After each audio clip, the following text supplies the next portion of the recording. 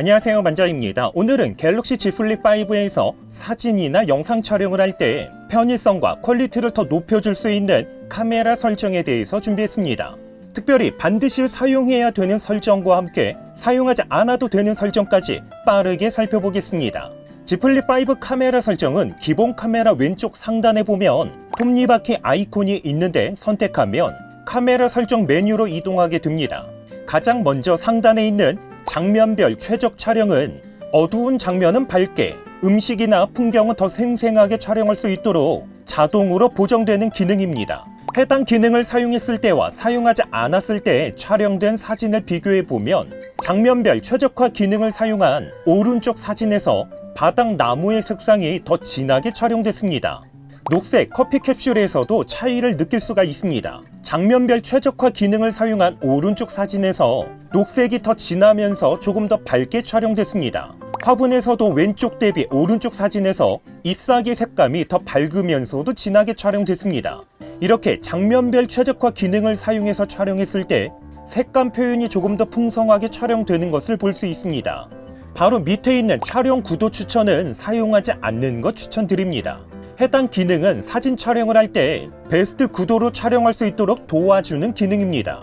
이렇게 사진 촬영을 할 때 가운데 베스트 샷이라는 동그라미가 표시가 되는데 해당 동그라미에 맞추면 노란색으로 변경되면서 베스트 샷이라고 표시가 됩니다.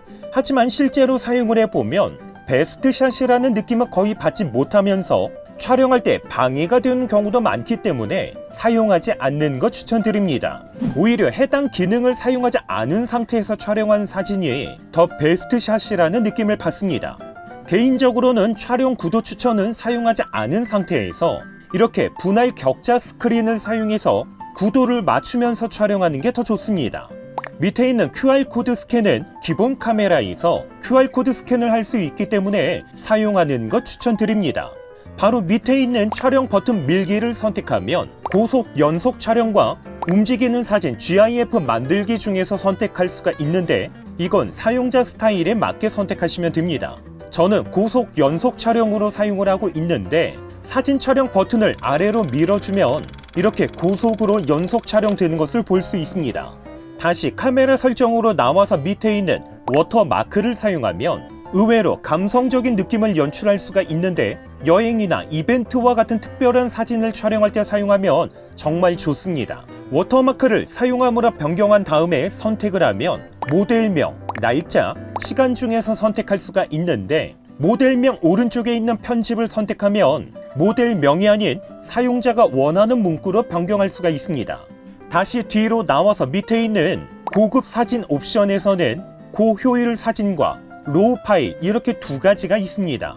가장 먼저 고효율 사진은 쉽게 얘기해서 촬영된 사진의 화질은 그대로 유지하면서 파일 크기, 용량을 줄여주는 기능입니다. 여기까지만 보면 사용하지 않을 이유가 없습니다. 하지만 해당 기능은 HEIF, 고효율 이미지 형식으로 저장이 되는데 간간히 지원되지 않는 앱이나 프로그램이 있습니다. 해당 기능을 사용했을 때와 사용하지 않았을 때의 사진을 비교해보면 왼쪽에 있는 사진은 해당 기능은 사용하지 않았습니다. 반대로 오른쪽에 있는 사진은 해당 기능을 사용했는데 화질적인 부분에서는 차이를 느끼지 못할 정도로 거의 동일한 화질을 보여주고 있습니다. 하지만 파일 크기에서는 약간의 차이가 있는데 해당 기능을 사용하지 않았을 때는 3.85MB, 해당 기능을 사용했을 때는 3.09MB, 대략 0.76MB 정도 차이가 발생됐습니다. 만약 10장을 촬영을 했다면 대략 7.6MB, 100장을 촬영했다면 대략 76MB 정도 차이가 발생하기 때문에 결코 무시할 수 있는 차이는 아닌 듯합니다. 그렇기 때문에 자신이 즐겨 사용하는 앱이나 편집 프로그램에서 고효율 이미지 형식을 지원한다면 해당 기능은 사용하는 것 추천드립니다. 바로 밑에 있는 로우 파일은 촬영된 사진을 JPG와 로우 이렇게 두 가지로 저장하는 기능입니다. 특별히 로우 파일은 파일 용량이 크다는 아쉬움은 있지만 사진 보정하기에 최적화되어 있습니다. 만약 포토샵과 같은 전문 프로그램을 사용해서 후보정을 자주 하신다면 해당 기능 사용하는 것 추천드립니다. 참고로 해당 기능은 인물 사진 자동 모드에서는 사용할 수가 없고 반드시 프로 모드에서만 사용할 수 있습니다. 이번에는 영상 촬영 설정을 하겠습니다. 가장 먼저 동영상에서 자동 FPS는 빛이 부족한 어두운 환경에서 촬영을 할 때 프레임의 속도를 조절해서 더 밝게 영상 촬영을 할 수 있는 기능입니다. 하지만 해당 기능은 가능하면 사용하지 않는 것 추천드립니다. 해당 기능을 사용하면 분명 어두운 환경에서도 더 밝게 촬영은 가능하지만 화면이 확대가 되는 크롭 현상이 발생합니다. 여기에 가장 큰 문제는 프레임이 일정하지 않아서 순간순간 프레임이 드랍되는 현상이 발생합니다. 왼쪽 영상은 자동 FPS를 사용하지 않은 반면에 오른쪽 영상은 자동 FPS를 사용해서 촬영했습니다. 특별히 프레임 드랍 현상, 상하로 움직일 때의 화분을 자세하게 보면 오른쪽에서는 잔상이 남는 프레임 드랍 현상이 뚜렷하게 발생합니다.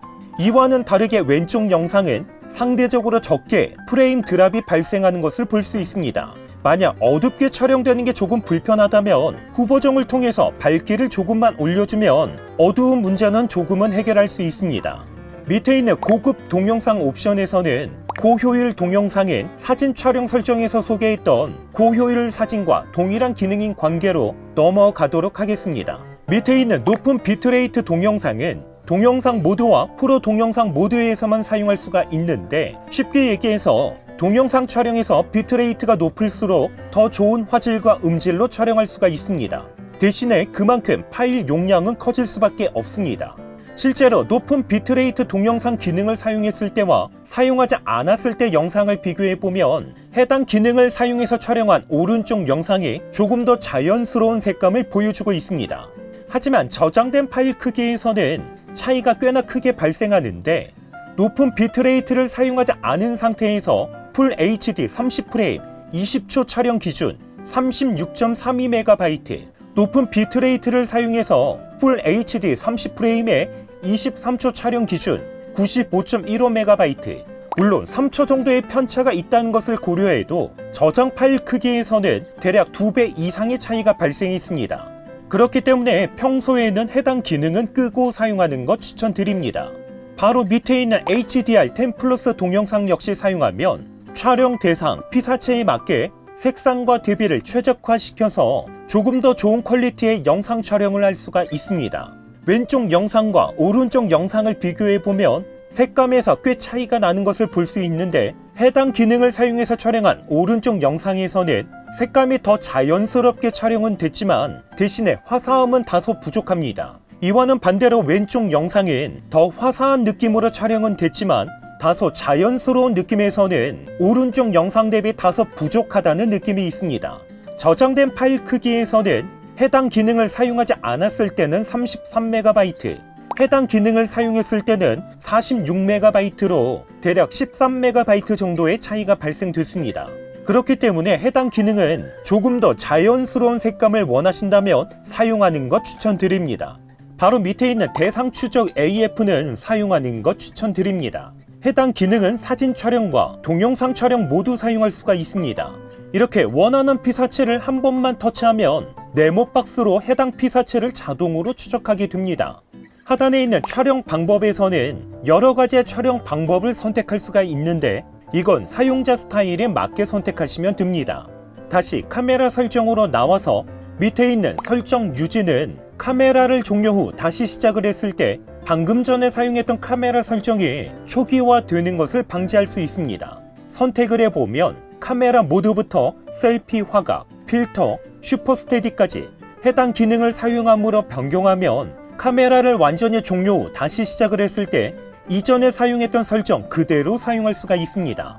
다시 카메라 설정으로 나와서 하단에 보면 카메라 어시스턴트라는 메뉴가 있는데 해당 기능은 국락에서 카메라 어시스턴트를 설치해야만 사용할 수가 있습니다. 이렇게 한 번만 설치하면 이후부터는 카메라 설정에서 바로 사용할 수가 있습니다. 카메라 어시스턴트에서 즉시 촬영을 사용하면 촬영할 때 발생하는 셔터렉을 조금이나마 줄일 수 있습니다. 해당 기능을 사용하지 않은 상태에서 촬영 버튼을 누르면 사진 촬영은 되지 않습니다. 버튼에서 손을 떼는 순간에 촬영이 됩니다. 반대로 해당 기능을 사용하면 버튼을 누르는 순간 바로 촬영이 되다 보니까 조금 더 빠르게 촬영할 수 있습니다. 하단으로 내려서 사진 모드에서 동영상 촬영은 사용하는 것 추천드립니다. 해당 기능을 사용하면 사진 촬영을 하다가 영상 촬영을 하고 싶을 때 별도로 영상 촬영 모드를 변경할 필요 없이 촬영 버튼을 길게 누르면 사진 촬영 모드에서도 바로 영상 촬영을 할 수 있습니다. 이렇게 해서 갤럭시 Z 플립 5에서 사진 그리고 영상 촬영을 할 때 함께 사용하면 좋은 카메라 설정에 대해서 간단하게 소개했습니다. 오늘 영상도 끝까지 시청해 주셔서 감사드립니다. 그럼 저는 다음번 영상으로 찾아뵙겠습니다. 이상으로 만장이었습니다.